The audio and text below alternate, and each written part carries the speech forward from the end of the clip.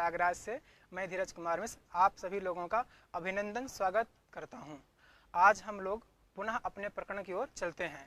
पूर्व प्रकरण का अवलोकन करते हुए हम लोगों ने देखा था, मंगलाचरण को पढ़ा था, जो समाप्ति के लिए हम जो लोग ग्रंथ को प्रारंभ करते हैं, निर्विघ्न पूर्वक हमारे ग्रंथ की समाप्ति हो जाए, इसलिए हमने मंगलाचरण किया शास्त्रकारों के अनुसार। इसके बाद क्या चला था, महेश्वर सूत्र आए थे। महेश्वर सूत्रों को हमने पढ़ा। इस महेश्वर सूत्रों में सबसे पहले पंचम वर्ण आता है, य म गण न, फिर इसके बाद आता है चतुर्थ आएगा झ भ घ ढ ध, फिर इसके बाद तीसरा आएगा ज ब ग ड, फिर इसके बाद दूसरा ख फ छ ठ थ, फिर प्रथम वर्ण आता है ओ, फिर प्रथम का प च ट त च, ठीक है। फिर इसके बाद ऊष्म संज्ञक आते हैं। कौन आते हैं? ऊष्म संज्ञक आते हैं। ऊष्म वर्ण है श श ह, और इसके बाद फिर क्या आते हैं? हाया आदि, ठीक है। तो ऐसे क्रम सा चला। अब इसके बाद चलते हैं हम लोग। हमने क्या पढ़ा था? हलंतम पढ़ा था। जो हलंतम सूत्र क्या है? हल और अंत्यम। इसमें कितने पद हैं? 2 पद हैं, हल है और अंत्यम, ठीक है। फिर इसके बाद जो है ये क्या करता है, उपदेश में विद्यमान जो अंतिम हल वर्ण है उसकी क्या होती है? इत संज्ञा। फिर इसके बाद उपदेश क्या था? आद्य उच्चारण बताया। इसके बाद आया प्रत्यय तत्सलोपा सूत्राय अदर्शनम लोपः, ठीक है। हाँ, अदर्शनम लोपः, लोप करने वाला। तो व्याकरण में हमने बताया था लोप का मतलब क्या होता है? अदर्शन।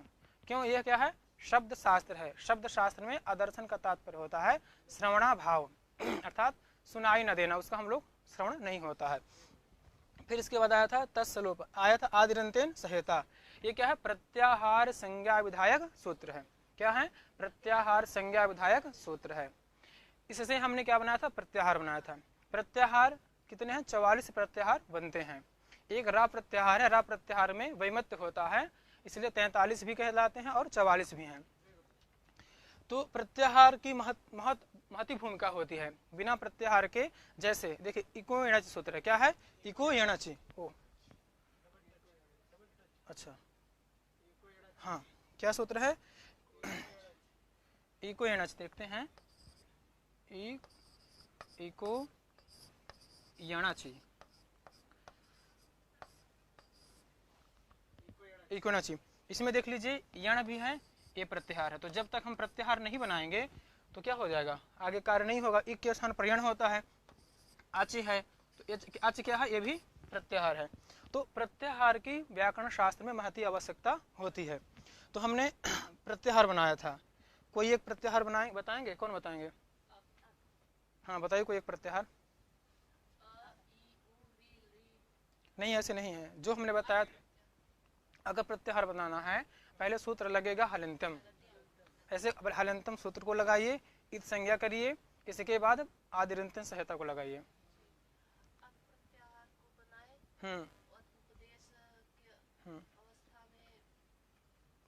देखिए अक प्रत्याहार जैसे हम लोग बनाते हैं, अक प्रत्याहार है। क्या है? ठीक है। हाँ हाँ, देखिए मान लीजिए हमने अक प्रत्याहार बनाया तो पहले सूत्र क्या लगेगा? ये इस बात को नोट बना रखी दिमाग में कि पहले सूत्र लगेगा हलंतम। वो कहता है उपदेश में जो अंतिम हल वर्ण है उसकी क्या होती है? इत संज्ञा होती है। उपदेश मन हम क्या बताया था? सूत्र होता है। तो उपदेश क्या हुआ? यहाँ पर ऋलिक सूत्र हुआ। क्या हुआ? ऋलिक सूत्र। उस सूत्र में अंतिम हल वर्ण क्या हुआ? उसकी क्या हो गई? फिर क्या लगा सूत्र? फिर इसके बाद क्या लगेगा? क्या कहता है?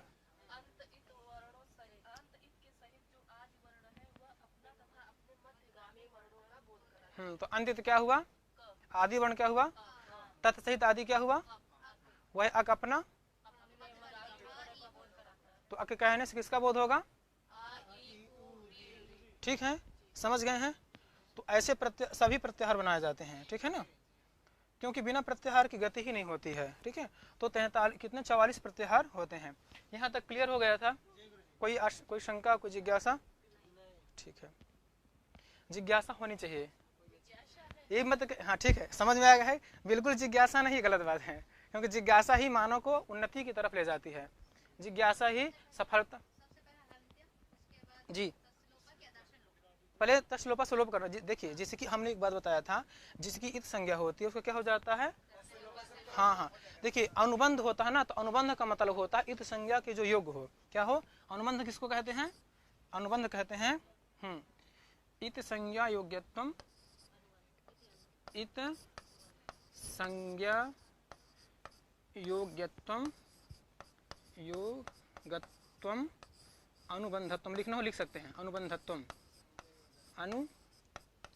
अनुबंधत्वम, ठीक है। इत संज्ञा योगत्वम अनुबंधत्वम, इत संज्ञा योगत्वम अनुबंधत्वम, माने जिस जो इत संज्ञा के योग्य होता है उसको क्या कहते हैं? अनुबंध कहते हैं। क्योंकि बार बार आएगा अनुबंध, अनुबंध लोप, अनुबंध लोप, आगे आएगा अनुबंध लोप करेंगे, तो यह इत संज्ञा योगत्वम अनुबंधत्वम, ठीक है। अब इत क्या है? आकांक्षा होगी भाई इत क्या है, तो कहते हैं एति और गच्छति इति इत, ठीक है। इति इत, एति गच्छति इति इत। एति माने क्या होता है? जाना। गच्छति माने क्या होता है? जाना, तो जो चला जाए, ठीक है। तो पहले हुआ अनुबंध क्या है, तो जो इत संज्ञा के योग होता है उसको क्या कहते हैं? अनुबंध कहते हैं, ठीक है। और फिर इत क्या है, तो एति गच्छति इति इत, जो चला जाए, माने जिसकी संज्ञा होती है उसका लोप हो जाता है। तो लोप का तात्पर्य क्या है? आदर्शन हो जाना, ठीक है। यहाँ तक स्पष्ट हुआ? जी नहीं, देखिए जिसकी संज्ञा होगी, ठीक है, उसका तस् लोपा से लोप होगा। और लोप का मतलब क्या होता है? आदर्शन होता है। सूत्र कहा था आदर्शनम, हाँ कहाँ गया ये है, देखिए पहले हमने कहा था तस् लोपा से क्या कहा था? तस्य तो लोपा स्यात्, जिसकी इत संज्ञा होती है उसका क्या होता है? लोप होता है। फिर लोप क्या चीज है, तो कहते हैं कि अदर्शनम लोपः, क्या है? किधर गया अदर्शनम लोप? कहाँ गया ये? अच्छा ये, ओहो ये है दर्शन लोप, हाँ ये आदर्शनम लोपः, ठीक है। तो आदर्शनम प्रथमांत पद है, लोपः क्या है? प्रथमांत पद है, आदर्शनम क्या है? प्रथमांत पद है, ठीक है ना। बताया था हमने कि जो आपका आदर्शन है, लोपः क्या है? प्रथमांत पद है, आदर्शनम क्या है? प्रथमांत पद है। तो आदर्श लोप का मतलब क्या होता है? आदर्शन। देखिए लोप क्या है? संज्ञा। आदर्शनम क्या है? संगी। आदर्शनम क्या है? संगी। लोप क्या है? संज्ञा, ठीक है। तो प्रसक्तस्, प्रसक्त मन होता है विद्यमान, प्रसक्त मन का होता है विद्यमान। प्रसक्त के आदर्शन मान प्रसक्त का आदर्शन ही लोप है, प्रसक्त का आदर्शन क्या है? लोप है, ठीक है। तो प्रसक्त मन का होता है विद्यमान, उसका आदर्शन हो जाना। तो यहाँ पर विद्यमान क्या है? जिसका उच्चारण है, पर जिसकी संज्ञा उसका लोप हो जाने के बाद उसका, हाँ देख संज्ञा, हाँ लोप संज्ञा सूत्र है, संज्ञा सूत्र है। आदिनंतेन सहायता संज्ञा सूत्र है, हलंतम क्या है? संज्ञा सूत्र है, इसलिए इसका नाम है संज्ञा प्रकरणम। क्या है? संज्ञा प्रकरणम, ठीक है। स्पष्ट हुआ? हाँ, परंतु इंग्लिश में बोलते हैं लेकिन यहाँ पर उसका उच्चारण नहीं होगा, ठीक है। अब आगे चलते हैं, चलो चलो चलो, नहीं जा रहा है, हाँ ठीक है। अब आया आदिनंतेन तो हो गया, तो समझ आ गया था ना, ठीक है। अब देखिए सूत्र आया, ये भी क्या है? संज्ञा विधायक सूत्र है। क्या है? हाँ उकालो, उकालो अज, देखिए उकाला एक हो गया, ये क्या हो गया?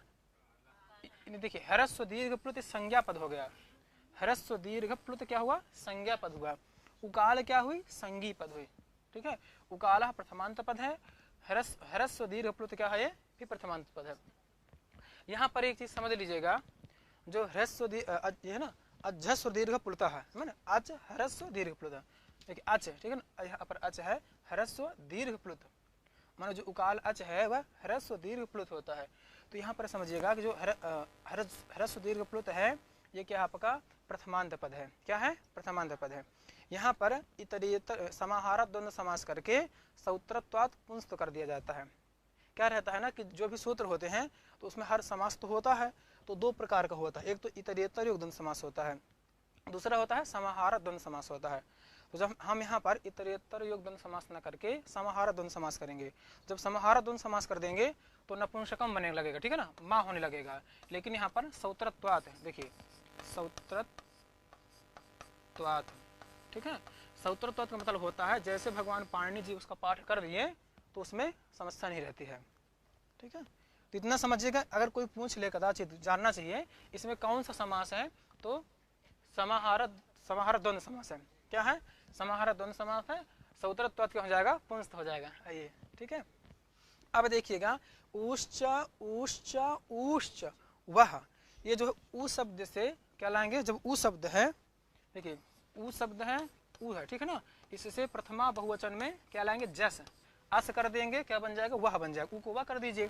देखिए ऊ है, जस किए, अस बचा। ठीक है, तो ऊ अच पड़े है तो ऊ को क्या हो जाएगा? वाह। क्या हो जाएगा? वाह। ठीक है, विसर्ग कर दीजिए। तो हम ये कहना चाह रहे हैं, मेन चीज यहाँ पर ये है कि जो ये वह बनता है, ऊश्च ऊश्च ऊश्च वह, मैंने प्रथमा बहुवचन का है। वाम जो है षष्ठी बहुवचन का। ऊ शब्द से आम लाएंगे। ऊ शब्द से षष्ठी बहुवचन में क्या आता है? आम। तो क्या बनेगा? वाम बनेगा। अब यहाँ पर ये बात होती है, देखिएगा, ऊष एक मात्रिक, दो मात्रिक, त्रिमात्रिक, उकारोच्चारण काल के समान है जिन अचों का, उन अचों की क्रमशः, ठीक है, क्रमशः मैंने क्रमात्, मैंने क्रम से क्या होती है? ह्रस्व दीर्घ प्लुत संज्ञा होती है। क्या होती है? ह्रस्व दीर्घ प्लुत संज्ञा होती है। अब यहाँ पर ये होता है भैया, एक मात्रा का मतलब क्या होता है? एक मात्रा क्या है? तो जब प्राचीन में जाएंगे तो लोग कहते हैं कि मतलब जैसे होता है ना कि आंख चल रही, ठीक है ना, ये बंद हो गई फिर बंद हो गई, इसको कहते हैं एक मात्रा। हाँ, पलकों का झपकना, अथवा जो बिजली चमकती है उसको कहते हैं एक मात्रा। ठीक, वो भी होता है। अब हम आधुनिक में आते हैं तो आधुनिक में मतलब क्या होता है? देखिए, और एक ना चासस्तु, और जो चासस्त मन होता है नीलकंठ, जो नीलकंठ बोलता है वह एक मात्रा कहलाएगा। जो पिकाक नहीं, जो मोर नहीं वो होता है, क्या है? कुक्कुट नहीं, काक, जो काक जो कौवा होता है वह दो मात्रा हो जाएगा, और जो कुक्कुट होता है वह तीन मात्रा। ठीक है, नेवला जो होता है वह अर्ध मात्रा। समझ में आया? अब हम चलेंगे, अब इस समय वर्तमान में देखेंगे तो एक मात्रा का मतलब होता है 1 सेकेंड, दो मात्रा का मतलब 2 सेकेंड, तीन मात्रा का मतलब 3 सेकेंड, त्रिमात्रा मतलब 3 सेकेंड। यहाँ तक समझ आया? तो कहा कि एक मात्रिक, दो मात्रिक, त्रिमात्रिक उकारोच्चारण काल के समान है जिन अचों का, उन अचों की क्रम से ह्रस्व दीर्घ प्लुत संज्ञा होती है। आगे लिखते हैं, समझ में आया? समझ आया ना? सह, वह जो तीन हमने ह्रस्व दीर्घ प्लुत, सह क्या लेंगे? ह्रस्व दीर्घ प्लुतः हमेशा तत्शब्द पूर्व का परामर्शक होता है। क्या होता है? तत्शब्द पूर्व का परामर्शक रहता है, उसका ज्ञान कराता है, उसका बोध कराता है। तो वह प्रत्येकम, प्रत्येक माने ह्रस्व दीर्घ प्लुत जो है उदात्तादि भेदेन त्रिधा, उदात्त, अनुदात्त, स्वरित के भेद से 3 प्रकार का होता है। पहले हमने कहा ह्रस्व दीर्घ प्लुत, क्या? अच के कितने भेद किए थे हमने? ह्रस्व दीर्घ प्लुत, वह अच। इसके बाद भी जो है 3 प्रकार का होगा, उदात्त, अनुदात्त, स्वरित। तो ये निरनुनासिक हुआ। और जब अनुनासिक हो जाएगा तब कितने हो जाते हैं? 18 होते हैं। ठीक है, अब चलते हैं। अब उदात्त क्या भैया? तो ये सूत्र है उच्चैरुदात्तः, उच्चैः उदात्तः, उच्चैः ये प्रथमांत पद है, उदात्तः क्या है? प्रथमांत पद है। ठीक है, उच्चैस अव्यय है, क्या है? उच्चैस अव्यय है, और ये उदात्त है। तो देखिए यहाँ पर जो उच्चैस है ये क्या है? संज्ञा पद है, और उदात्त क्या है? संज्ञा पद है। उच्चैस क्या है? संज्ञा पद है, उदात्त क्या है? संज्ञा पद है। तो इसमें क्या है? देखो, संज्ञा और संज्ञा पद दोनों आ गए, दोनों क्या है? प्रथमांत है। ठीक है, तो कहते हैं कि इस अर्थ नहीं लिखा ना, ये कहते हैं तालवादिस स्थानेषु, ठीक है ना। ओहो, अर्थ इसको याद है आप लोगों को? देखिए, कहते हैं तालवादिस स्थानेषु ऊर्ध्वभागेषु निष्पन्नोच्च उदात्त संज्ञा स्यात्, माने तालु आदि के ऊर्ध्व भाग से निष्पन्न जो अच है उसकी क्या होती है? उदात्त संज्ञा होती है। क्या होती है? उदात्त संज्ञा। अब यहाँ पर देखिएगा, जो उच्चई का मतलब क्या होता है? उच्चई का मतलब जोर से बोलना। कुछ लोग कहते हैं कि जोर से बोलना, जो तेज बोलते हैं उसको उच्चई बोलते हैं, तो वह ऐसा नहीं लेना है। क्या लेना है? अगर ऐसा लेंगे तो जो उपांशु जब किया जाता है तो वहाँ पर नहीं हो पाएगा, वहाँ पे उदात्त और अनुदात्त होता है। तो इसलिए उच्चैस का तात्पर्य है जो तालु आदि के, कंठादि तालु आदि के ऊर्ध्व भाग से, माने ऊपर भाग से जो चरित हों उसको क्या बोलते हैं? उदात्त हैं। अब यहाँ एक चीज और बात बताते हैं, यहाँ पर जो एक एक चीज़ लिखा हुआ है, अच्छा ठीक है, तो है ठीक है ना, अच्छा इसमें बन जाएगा ना इसको, ओह तो मिट जाएगा।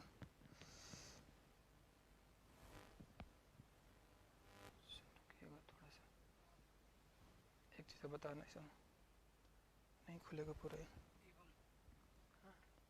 ओह चलिए कोई बात नहीं, देख लेते हैं। देखिए यहाँ पर है तालवादी, देखिएगा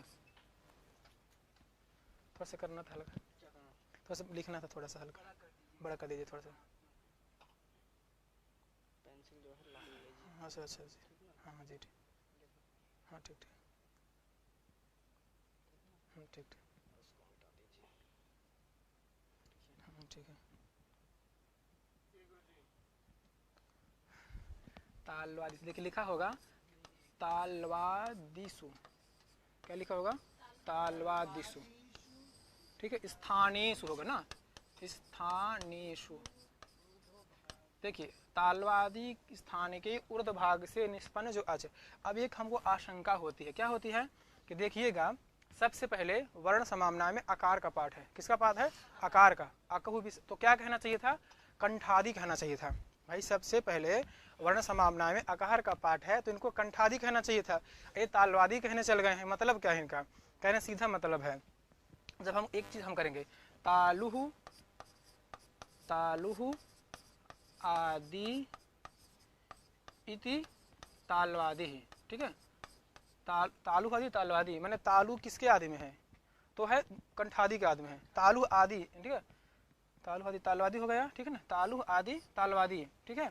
और एक है, रुकिए रुकिएगा, बता रहे हैं हम आपको। एक तो होगा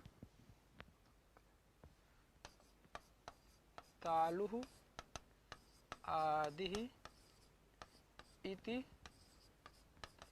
तालवादी, ठीक है। तालवादी, तालवादी कर देंगे। इसके बाद कहते हैं तालुहु, तालुहु आदि आदि एशाम, ठीक है।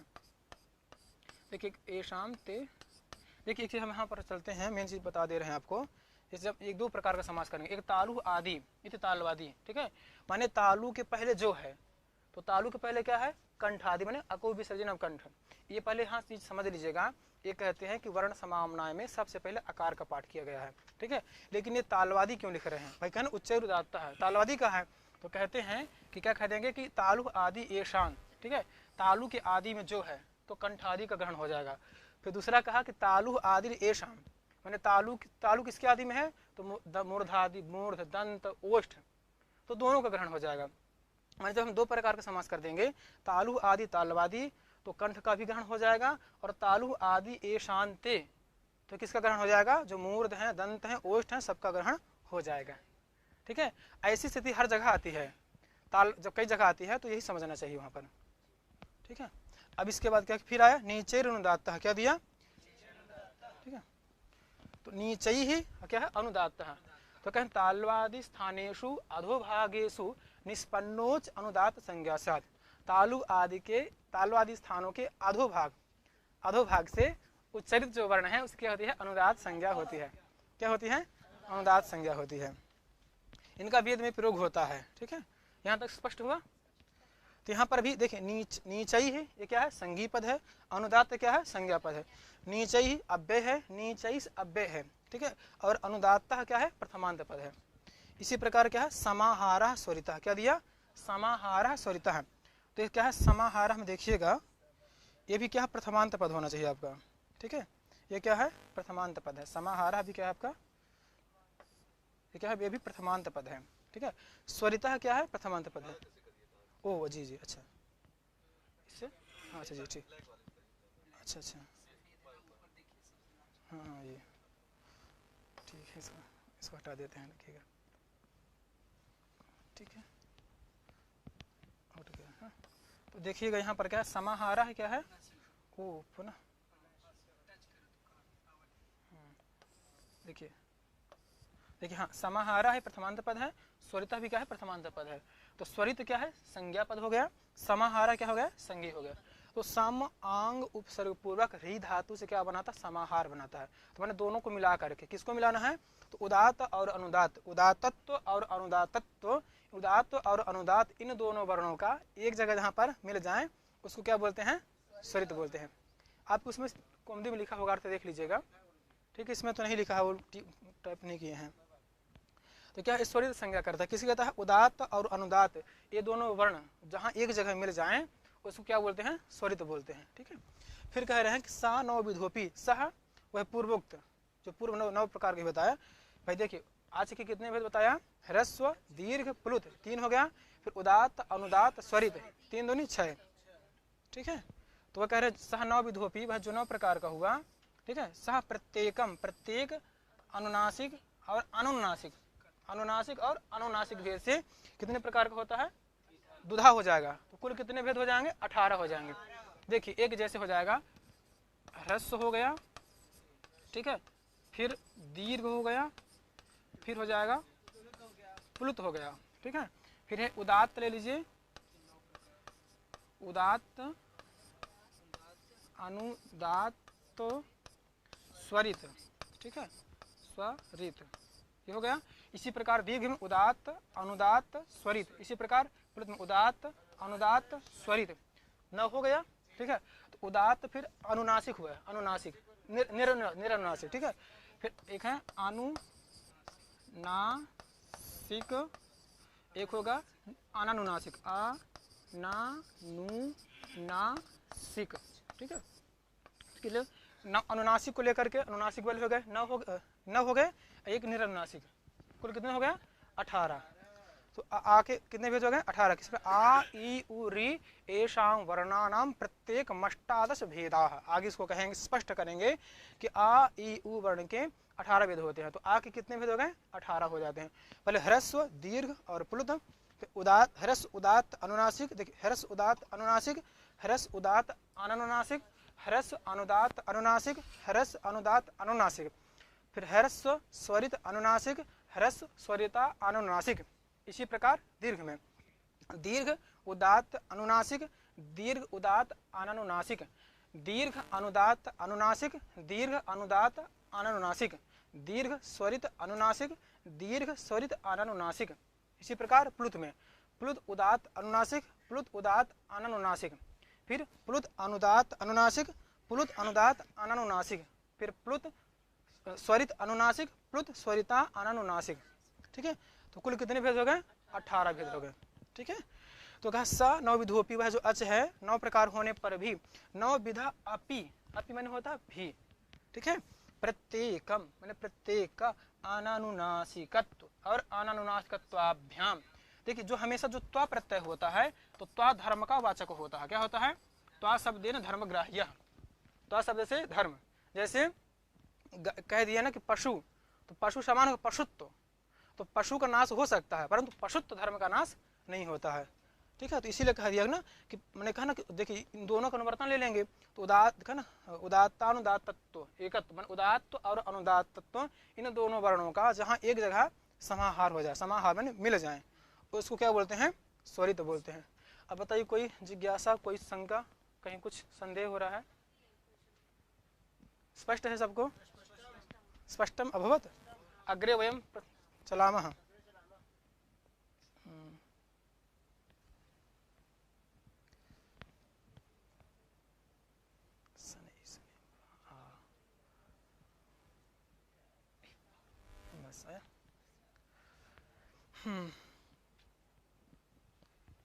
अब सूत्र आया, ये क्या करता है?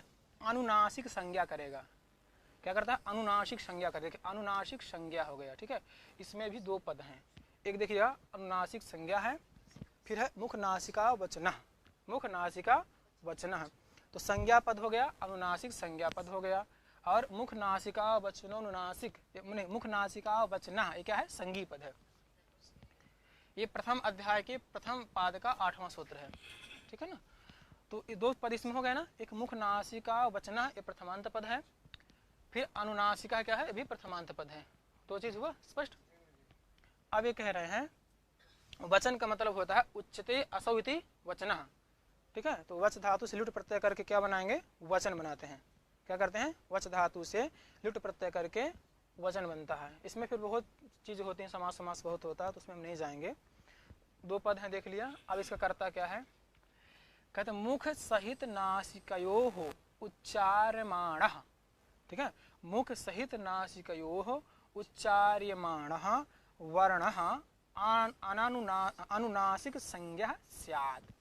ठीक है, देखिए ऐसा पूरी पंक्ति पढ़ेंगे तो मुख सहित नासिकयोच्चार्यमाणो वर्णो अनुनासिक संज्ञा स्यात्, मान मुख और नासिका के सहित क्या है, मुख से भी उच्चारण हो और नासिका, ठीक है ना, ऐसा ञा क्या है ञा, ये मुख से और नासिका से इस माँ, ठीक है, माँ से भी मैंने मुंह से भी बोल भी रहे हैं और नासिका से भी जोड़ जा रहा है इसमें। तो कहना मुख और नासिका के सहित उच्चारमाण जो है जिसका उच्चारमाण क्यों लिखा, तो कह रहे हैं कि वचना, वचना करते क्या किया, उच्चारमाण, क्यों, वच धातु से लुट प्रत्यय करके वचन बनाया, वचन का मतलब होता है उच्चारण करना, बोलना, इसलिए अर्थ में लिखते हैं उच्चारमाण। मुख क्यों लिखा, देखिए मुख, मुख सहित, देखिए मुख सहित नासिका, सूत्र का अर्थ स्पष्ट है, मुख नासिका, तो मुख सहित नासिकयोः, ठीक है, उच्चारमाण माने वचन माने उच्चारमाण, वर्ण जो वर्ण है उसकी क्या होती है, अनुनासिक संज्ञा होती है। ठीक है, समझ में आया, मुख और नासिका के सहित उच्चारमाण जो वर्ण है उनकी अनुनासिक संज्ञा होती है।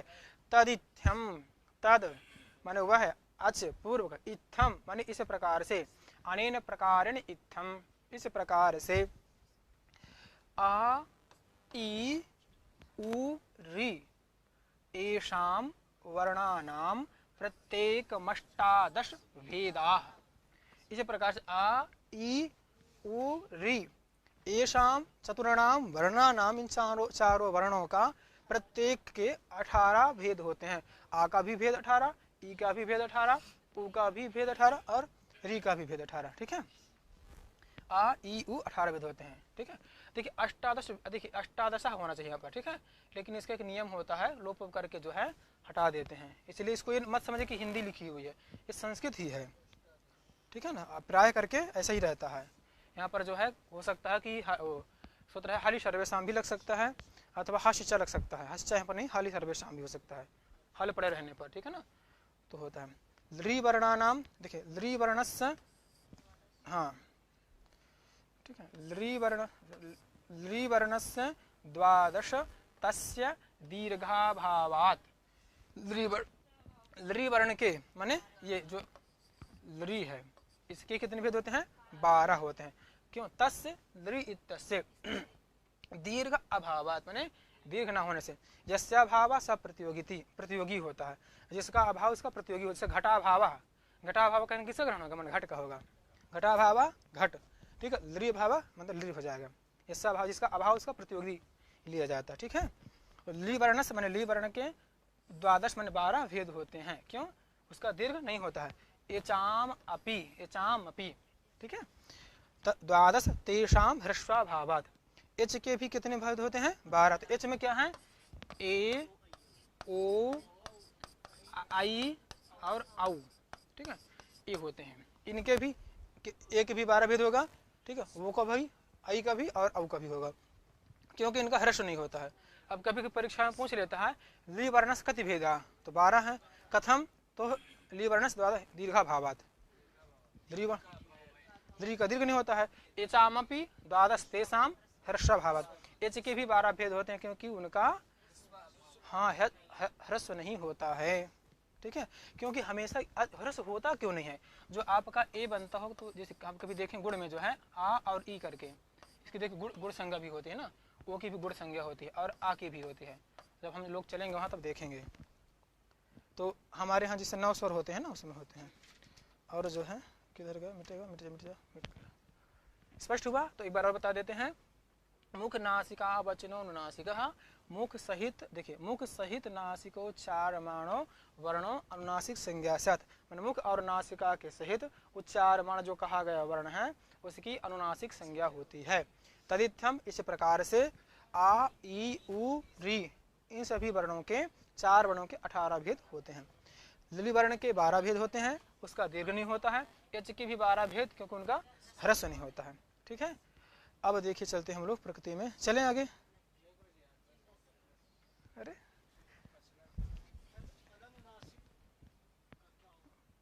जो अनुनासिक ना हो, अनुनासिक लिखा हुआ है ना वहाँ पर,